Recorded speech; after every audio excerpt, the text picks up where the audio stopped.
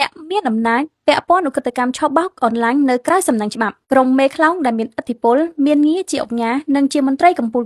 ក្នុងជួរបកមួយចំនួនដែលរងការចាត់ប្រកាន់ថាពាក់ព័ន្ធឧក្រិដ្ឋកម្មឆបោកតាមអនឡាញនៅតែរស់នៅក្រៅសំណាញ់ច្បាប់និងគ្មានវិធានការស៊ើបអង្កេតណាមួយលើពួកគេឡើយអ្នកខ្លំមើលថាសេដ្ឋកិច្ចគណៈបកប្រជាជនកម្ពុជានឹងដួលរលំទើបរដ្ឋាភិបាលត្រកូលហ៊ុនមិនចាត់វិធានការលើមេខ្លោងអ្នកមានអំណាចដែលការឧស្សាហកម្មឆបោកតាមអនឡាញបណ្ដាញឧក្រិដ្ឋកម្មឆបោកតាមអនឡាញបានចាក់ឫសយ៉ាងជ្រៅរីកស្ទាយភាយស្ទើរតែទូទាំងប្រទេសកម្ពុជាបញ្ហាឧក្រិដ្ឋកម្មឆបោកតាមអនឡាញនៅកម្ពុជាបានឈានដល់កម្រិតមួយធ្ងន់ធ្ងរដោយបណ្ដាញឧក្រិដ្ឋជនបានពង្រីកឧស្សាហកម្មឆបោកតាមអនឡាញឲ្យរីកលូតលាស់យ៉ាងឆាប់រហ័សក្នុងប្រទេសកម្ពុជាហើយជនរងគ្រោះដែលជាជនជាតិបរទេសចម្រុះជាតិសាសន៍នៅជុំវិញពិភពលោកត្រូវបានឧក្រិដ្ឋជនលបួងបញ្ឆោតនិងបង្ខាំងធ្វើទារុណកម្មក្នុងអគារដើម្បីបង្ខំឲ្យធ្វើការខុសច្បាប់ប្រធានចលនាខ្មែរដើម្បីប្រជាធិបតេយ្យ KMD អ្នកស្រីមូសុភួរប្រាប់វិទ្យុអស៊ីសេរីកាលពីថ្ងៃទី13ខែកុម្ភៈថាក្រុមឧក្រិដ្ឋជនម៉ាហ្វ្យាចិនមួយចំនួនអាចនាំបណ្ដាញចូលពង្រីកឧក្រិដ្ឋកម្មជួញដូរមនុស្សនិងធ្វើមជ្ឈមណ្ឌលតាមអនឡាញនៅកម្ពុជាបាន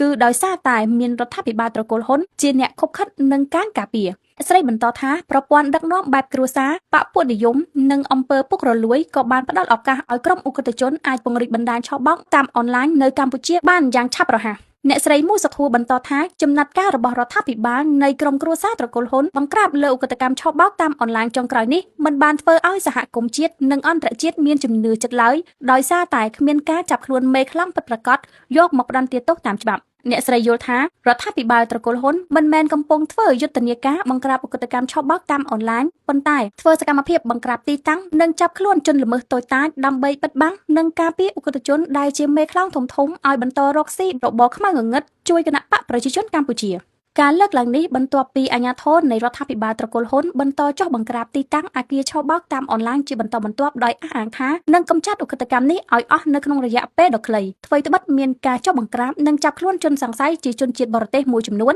ប៉ុន្តែអាជ្ញាធររដ្ឋាភិបាលកម្ពុជាបានព្យាយាមបិទបាំងព័ត៌មានជាច្រើនជាពិសេសការបង្ហាញមុខជនសង្ស័យជាសាធារណៈនិងនីតិវិធីក្នុងការដំណើរផ្លូវច្បាប់ផ្ដន្ទាទោសលើអ្នកពាក់ព័ន្ធលើសពីនេះទៀតរដ្ឋាភិបាលត្រកូលហ៊ុនក៏បានព្យាយាមបិទបាំងព័ត៌មានស្ទើរតែទាំងស្រុងនៅក្រៅពេលដែលមានប្រតិបត្តិការចោទបង្ក្រាបទីតាំងអគារឆបោកអនឡាញមួយៗ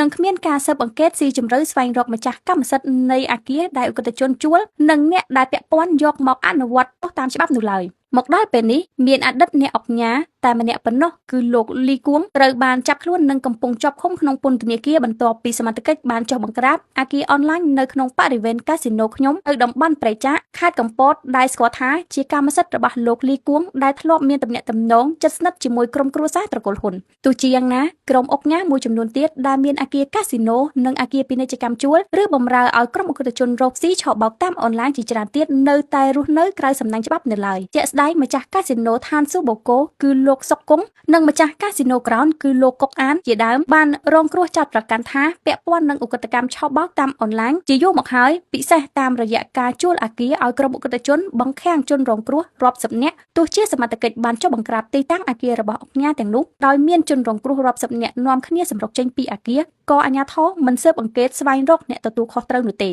ក្រៅពីនេះទីតាំងសំខាន់ៗផ្សេងទៀតដូចជាអគារតំបន់អូស្មាច់របស់សមាជិកបកសភាលោកលីយ៉ុងផាត់ដែលរងការចាត់ប្រកាន់ថាជាសម្បុកនៃឧក្រិដ្ឋជនឆបោកតាមអនឡាញនៅតែបន្តដំណើរការដោយសេរីរាយការណ៍ព័ត៌មាននេះខ្ញុំបេឡាពីរដ្ឋាភិបាលកម្ពុជាឯករាជ្យ23ដុល្លារ